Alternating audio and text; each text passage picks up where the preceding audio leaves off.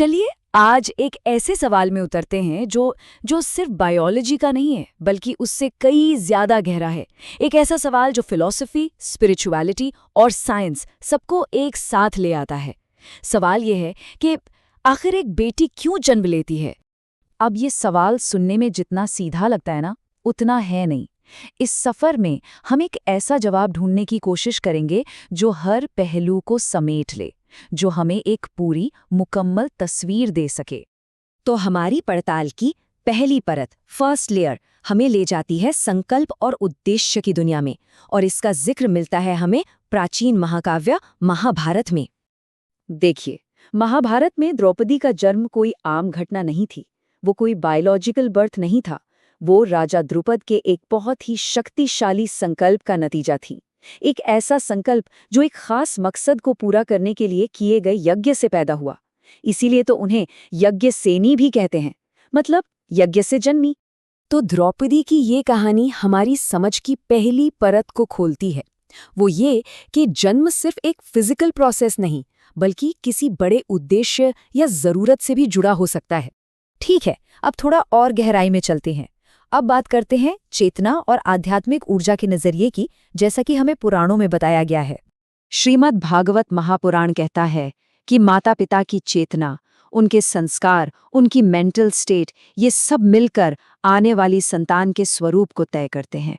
मतलब ये सिर्फ एक शारीरिक घटना नहीं है, ये एक आध्यात्मिक घटना भी है। और देवी भागवत पुराण तो इस सोच को एक बिल्कुल ही अलग लेवल पर ले जाता है। वहां बेटी को सिर्फ संतान नहीं माना गया, बल्कि उसे खुद दिव्य स्त्री ऊर्जा यानी शक्ति का साक्षात रूप माना गया है। चलिए अब हमारी पड़ताल की तीसरी परत की तरफ बढ़ते हैं। ये हमें प्रकृति के चक्र और समय की भूमिका की ओर ले जाती है, जैसा कि हमारे प्राचीन ग्रंथों में बताया गया है।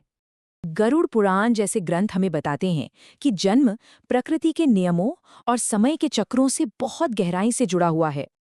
ये इस बात का इशारा है कि हमारा वजूद एक बहुत बड़े कॉस्मिक साइकिल का ही एक छोटा सा हिस्सा है।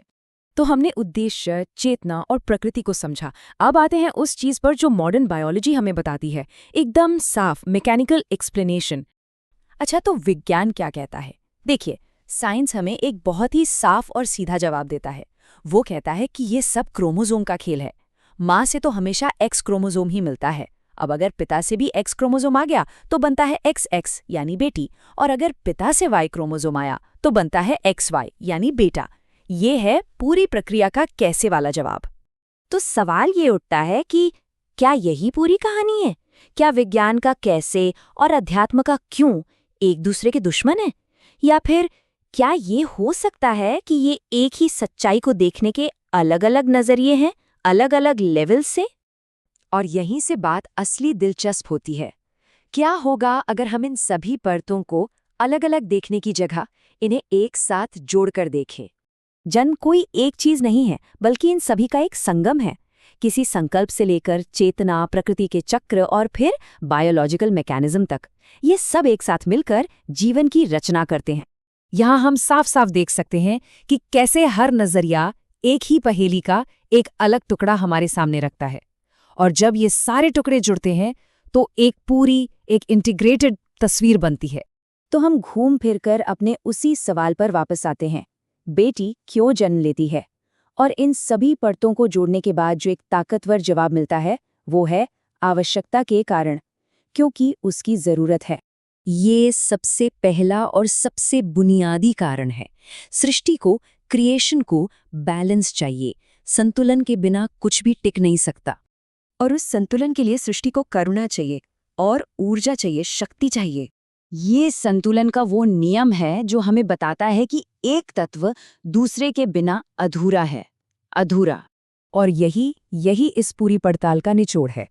एक बेटी उतनी ही जरूरी है जितना एक बेटा, क्योंकि एक के बिना दूसरा कभी पूरा हो ही नहीं सकता। तो अब जाते जाते बस एक सवाल, अगर जन्म जैसी एक प्रक्रिया इतनी कॉम्प्लेक्स और मल्टीलेयर्ड हो सकती है, तो क्या हमें जीवन के हर पहलू को समझने के लिए इसी तरह के एक इंटीग्रेटेड नजरिए की जरूरत नहीं है? सोचिएगा जरूर।